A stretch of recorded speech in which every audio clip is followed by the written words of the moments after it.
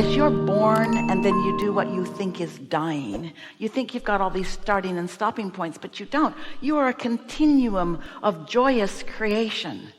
Consider that, so you have a bunch of stuff in your vortex and then you croak. We like to be disrespectful of death since there isn't any.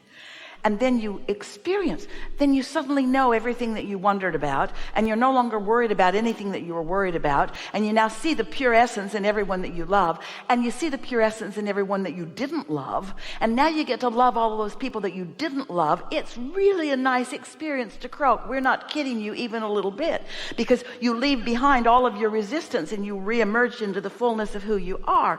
And then you get to ponder, you get to inspire songwriters, or if you're a songwriter, and you get to inspire the carpenter, if you're a carpenter, you get to think further about the things you think about or that you've been thinking about. You get to continue to expand your life because you know how it works. You know who helps you? The people who receive your inspiration. You think that Einsteins of the world aren't connected to the Einstein that was the Einstein, and you don't think that he was connected to the Einstein that was before him. There's this continuum. As this water of creation begins to boil and continues to boil and boil, the manifestations just become more and more and more and more and more. You don't need to worry about regression. There is no regression. There is no going back. There's only more and more and more. But so many humans deprive themselves of recognizing the more because they're squabbling and fighting and finding ridiculous things to cause them to deprive themselves of all of this knowing that is pouring forward. When you feel pure positive emotion, when you feel that, you got to know that source energy is right there with you, feeling what you're feeling, and you are the manifestation in your body of what source is feeling. But you got to let yourself be the manifestation of what source is feeling. That's how you feel optimism. That's how you feel invincible. That's how you know that it's all about love. That's how you know that it's always going to be okay. That's how you know that you are an eternal being. That's how you know that eternity exists. And that's when you get to understand the importance of you in this eternalness. And that's when you begin to feel worthy and deserving. And when you begin to feel worthy and deserving, that's when you get to live what source is seeing for you. But source isn't just randomly assigning stuff to you.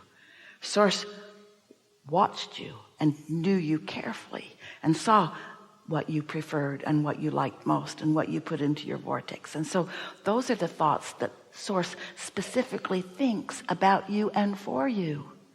You're not just a bunch of people like puppets on a string. You're the creator of it, and non-physical is the supporter of it, and we are all in it together. So after a while, people can decide if they just want to come back and experience. Oh, they want to come back. Love coming back.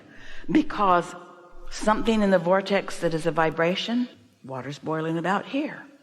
When it gets boiling enough that it manifests, that's the big payoff. That's why you're here.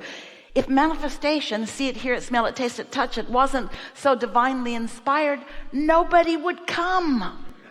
You'd all remain non-physical and just think stuff. Instead of live stuff and feel stuff and smell stuff and taste stuff and do stuff. Do not underestimate the deliciousness of where you are right here and now.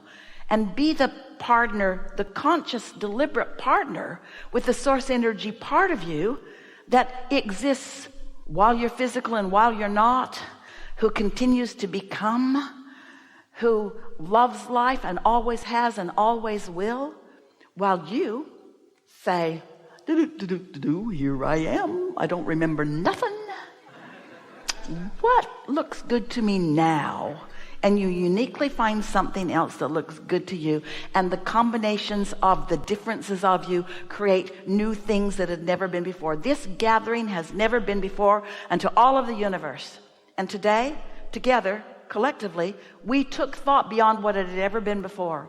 Understanding of physical and non-physical and potential and worthiness. For what? What's the point of it? What's the point of you having conscious understanding of how this all works? More joy. It's the only way it can be fun. Somebody said it earlier. If you don't know where you are, you can't savor the movement toward the new. Oh, it's good to be alive. Isn't it good to be alive?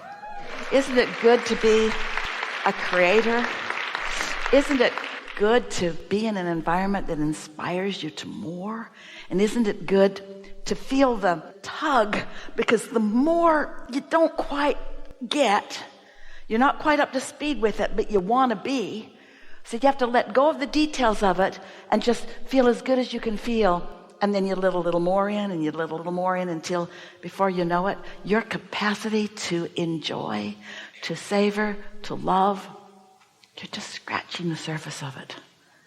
We don't think you should have to croak to taste it fully. You will taste it fully when you croak. You will. You will. Something about that edge, isn't there? There's something about wanting it and not having it. Not even understanding it, but wanting to. And then catching a glimpse and just holding steady for a minute until it shores up. And then, and then, now what? That's eternity, folks.